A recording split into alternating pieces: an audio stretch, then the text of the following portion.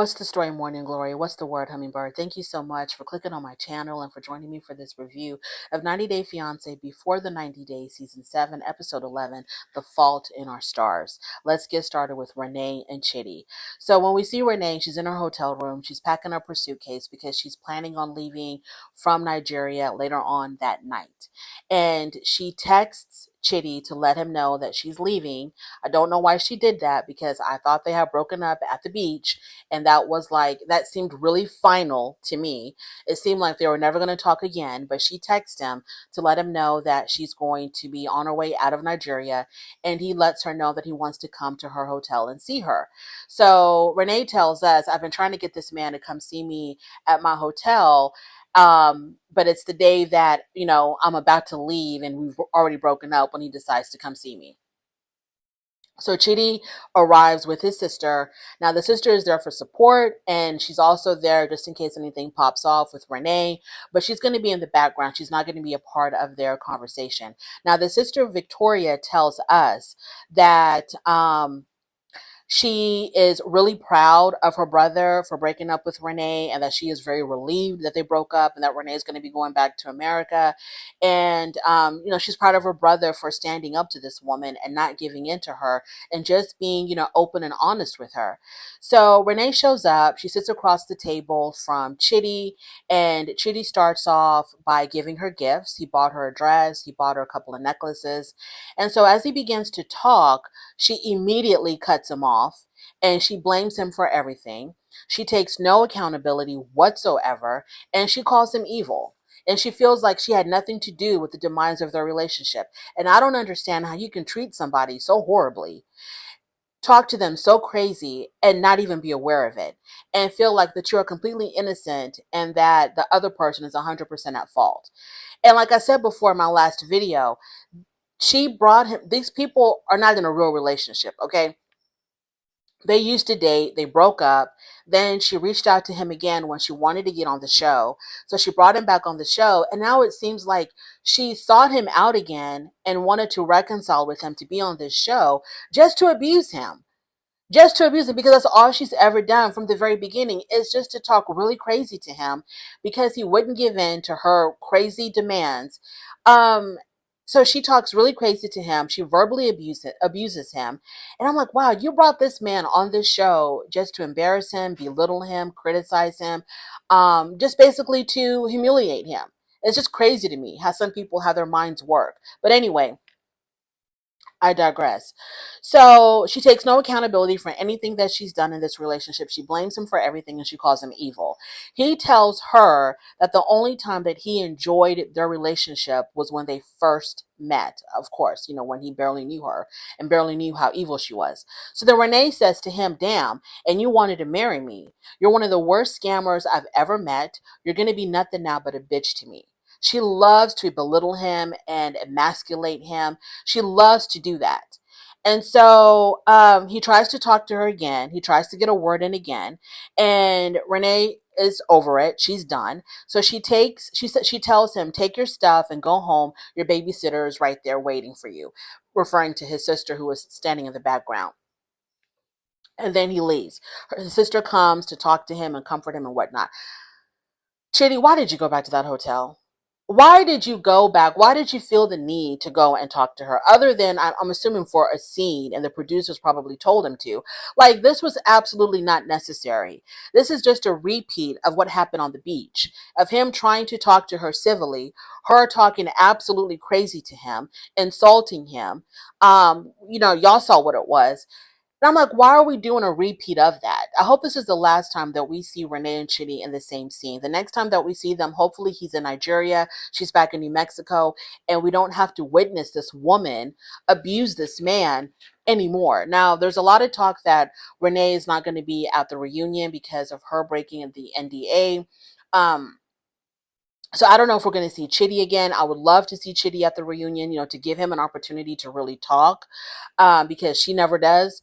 But I don't know. We might not see Chidi again. But whatever the situation is, let's just be happy and let's just rejoice in the fact that Renee and Chidi are no more. Let's move on to Niles and Matilda. So Niles is absolutely relieved that Matilda and her family accepted the postponement of the wedding, because this has been weighing very heavily on him. And so he feels very relieved that they're okay with them holding off on the wedding, but the knocking ceremony will still take place. So Matilda takes Niles back to her family's home. This is a home that she grew up in. This is a home that she currently lives in. And so she's taking him through the house, giving him like a house tour of everything.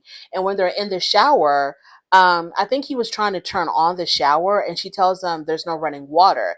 So in order for us to bathe, we have to take buckets with us into the shower. And so Niles, he talks about how this is like a really horrible way to live. There's no running water. They have dirt floors. They have very few furniture. In the room that Matilda sleeps in, that she shares with her other siblings, there's only one bed. So her older sister, sleeps in the bed, and her and a couple of her other siblings, they sleep on the floor. So Niles compares her home to a prison. He says if the walls were painted gray, this will look just like a prison. Now, Matilda feels insulted by his bluntness. She didn't like that at all, and she's going to address that later. She tells us that she understands he's blunt like this because of his autism. And I guess this is a result of him not masking. He comes across as extremely blunt, and, it could be offensive to some people. So later on, we see Matilda talking with her sister, and they're talking about the knocking ceremony. Now, her sister's married, and when she had her knocking ceremony, it cost her husband to be, or her groom at the time, her fiance or whatever, it cost him about $240 to feed everybody at the ceremony.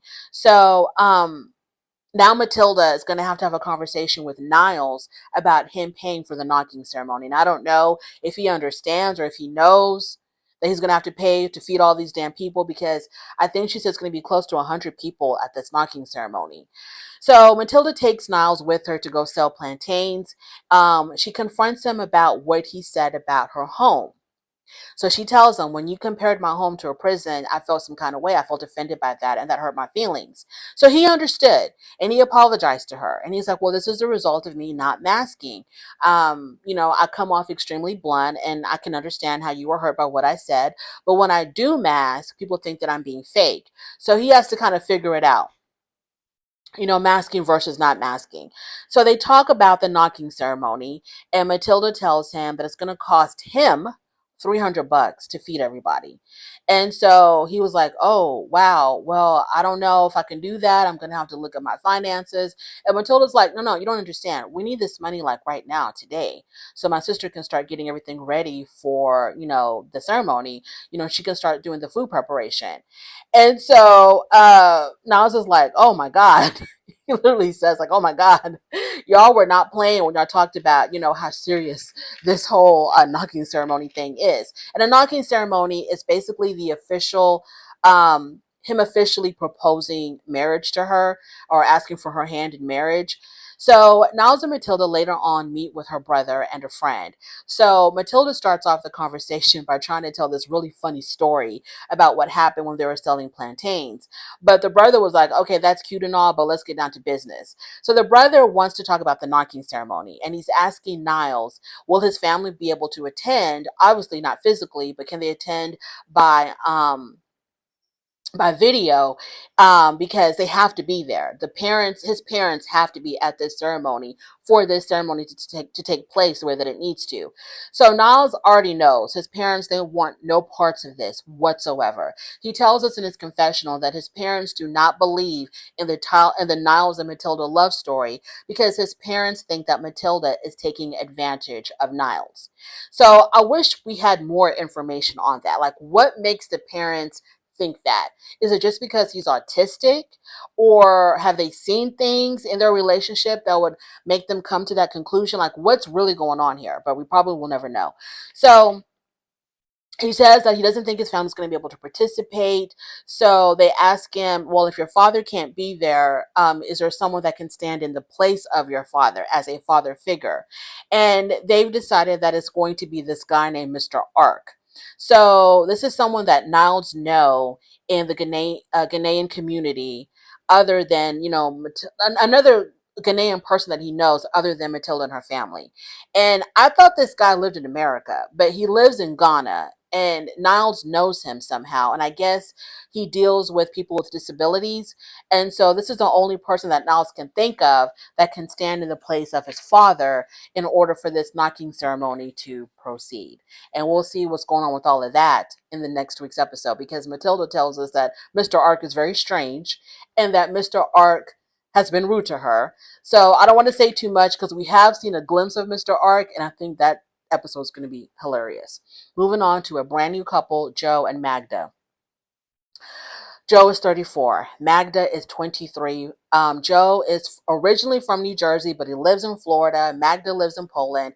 How did they meet? So 5 months prior, he was on the phone. He was FaceTiming a friend, and in the background he sees this beautiful girl and he wants to know who the hell she is. And so they get to talking through FaceTime and they hit it off, but they couldn't physically meet at the time because she was on her way back to Poland. So ever since she went back to Poland, Joe cannot get this girl out of his mind. So they're reconnected and they've been keeping up a long distance relationship for the past 5 months. So he is about to go to Poland to actually meet her for the very first time in person. When we meet Joe, he's at his family's home in New Jersey, and they're asking him a whole bunch of questions about Magda.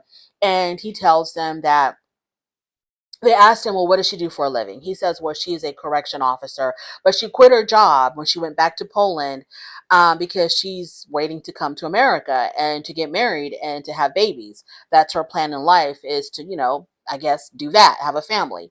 And so the family sees this as a red flag.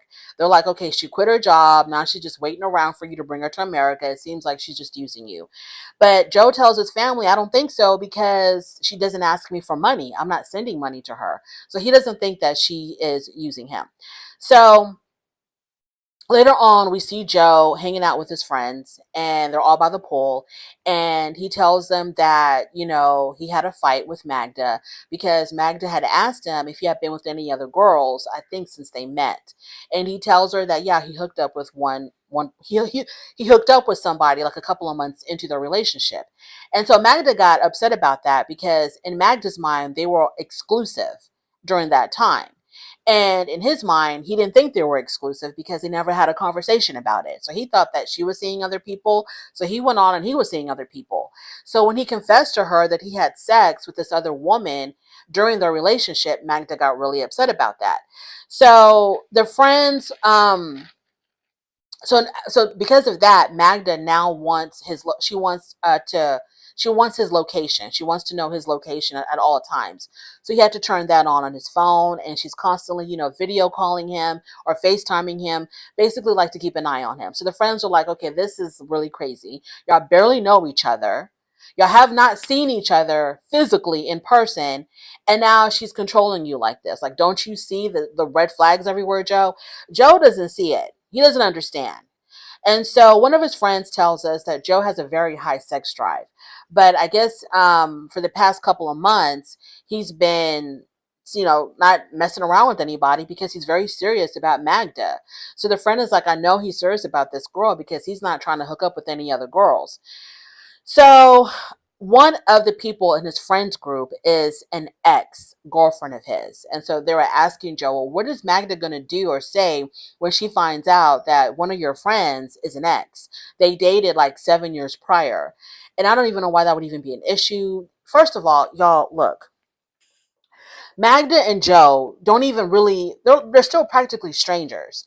And the way that, he's all like scared to tell her certain things and she wants his location and all this weird stuff, they haven't even met each other yet.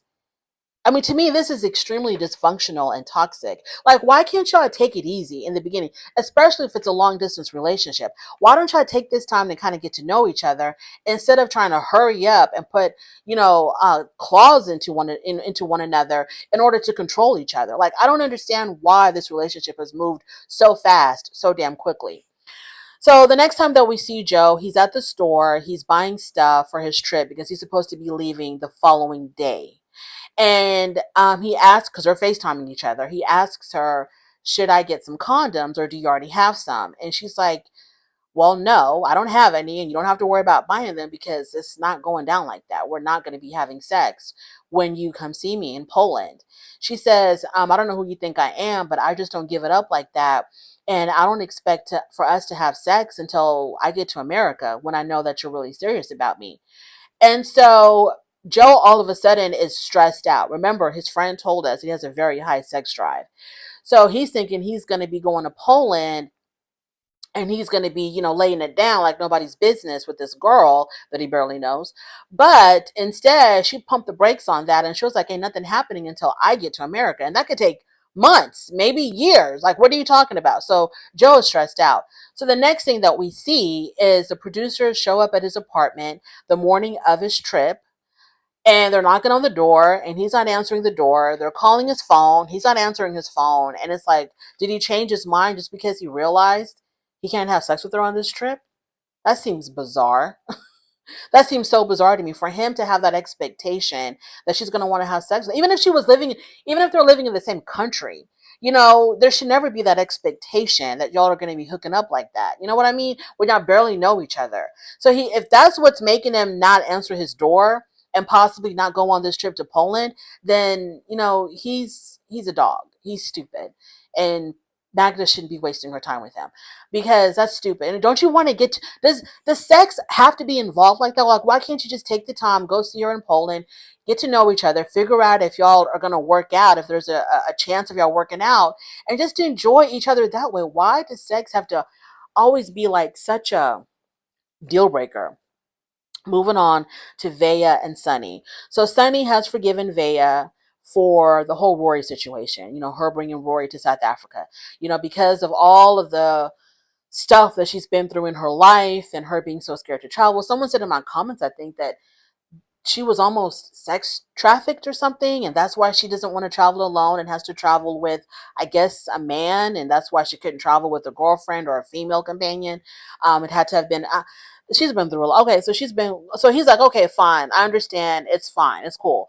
So he takes her to meet his friends, and the friends tell us that automatically they're like, yeah, it's not going to work out. This is what the friends are telling us in their confessional. They're like, yeah, it's not going to work out between them because she's not Muslim. So yeah, it's not going to work out. So the friends tell her, have you met they ask her, have you met his family? She says no. And they say, well, when you meet his family, you're going to have to cover up your tattoos and you're going to have to dress a little bit more modest. And she's like, yeah, I understand. Of course, I'm going to try to make a good impression on his family. So the friends tell her that she's going to have to convert to Islam. And she's like, what? And the whole entire time that the friends are telling her this, Sunny's just standing there. He's not like, no, she's not going to have to do that. Like, no, he's just standing there mute. He didn't say anything. And Veah noticed this, that he wasn't saying anything. So after all of that, they're in the car on the way back to the hotel. And she's like, are you expecting me to convert? And he says, well, we'll cross that bridge when we get there. No, no, no, no, no, no, no, no, sir. She should have pushed that conversation more right then and there. But she let it go. He didn't want to talk about her. He didn't want to go too into depth with it. And she didn't push it. So the next time that we see them, they're canoodling in the pool. Then they go up back to their room and they're taking a shower together. And I can only assume what happened after that. And so I was very confused. That was a very important conversation to have. The friend opened up that door for them to have that conversation. And I think that Sunny should have told her right then and there what he expected of her, because I know that he has an expectation. Either he expects her to convert or he expects her to not convert. So I was like very disappointed that they didn't take advantage of that opportunity to talk about that more in depth. Um, I mean, they're showering together. They're in the shower naked. So, like, why wouldn't you have a conversation about whether or not you're expecting your girlfriend to convert? One other thing, when they were with the friends asked Sunny if he had met Rory. And Sunny said that he really wasn't ready to meet Rory because he's still very pissed off about that. He forgave Veah for bringing Rory, but he's still not happy about that whole entire situation. So he hasn't met Rory yet. Moving on to Tigerlily and Adnan. So it's their second date together in Turkey. Adnan takes Tigerlily to the Grand Bazaar. So it's this huge marketplace where you can buy anything under the sun. And she has on a fur coat and some stilettos.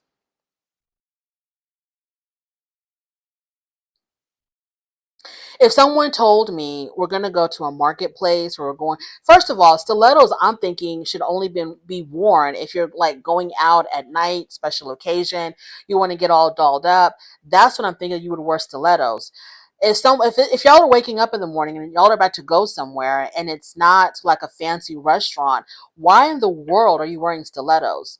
Especially, I'm pretty sure he told her that we're going to the market. We're going somewhere where we're going to be doing.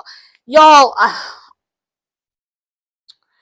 so they're at the Grand Bazaar, and her feet are killing her in these ridiculous shoes, and she has on this fur coat, and she's hot, and so she wants to take her coat off. And he's like, no, you can't take your coat off because of what you're wearing.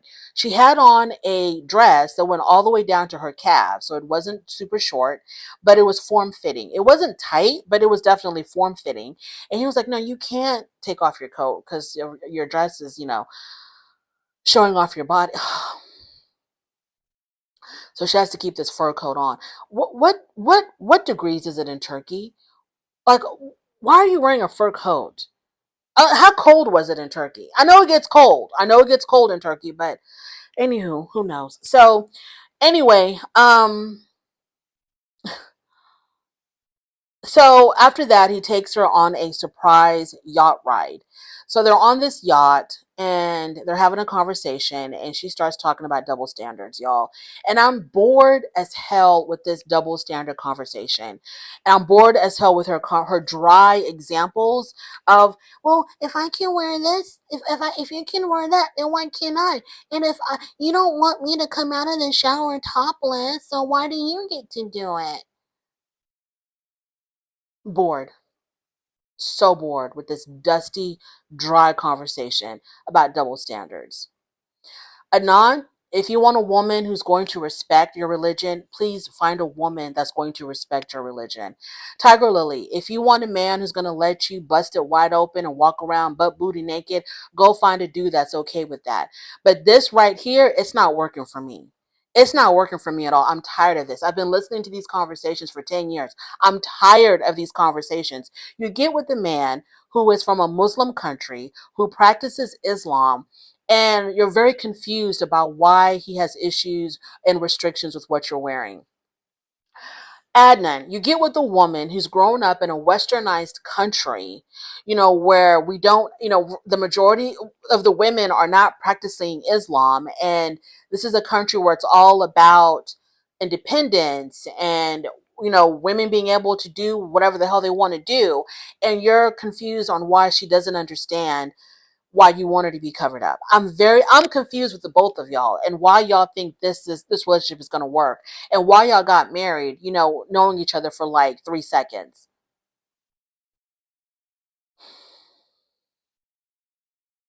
So he tells her, okay, fine, baby. Yeah, you're right. You can wear whatever you want. Because I think, no, that's not what he said. They're talking about bathing suits. And he wants her to wear modest bathing suits when they go swimming. And so she's like, well, if I have to wear that, then you have to be covered up too. And so he's like, okay, baby, I'll cover up. I'll cover up. But then he tells us in his confessional, y'all, I just told her that to shut her the hell up. I'm not going to cover up because I'm a man and I ain't got nothing to cover up. So no, I'm not going to be jumping in a pool covered up from head to toe. That's not going to happen. I just told her that to shut her up. This is a very mature, healthy relationship, isn't it?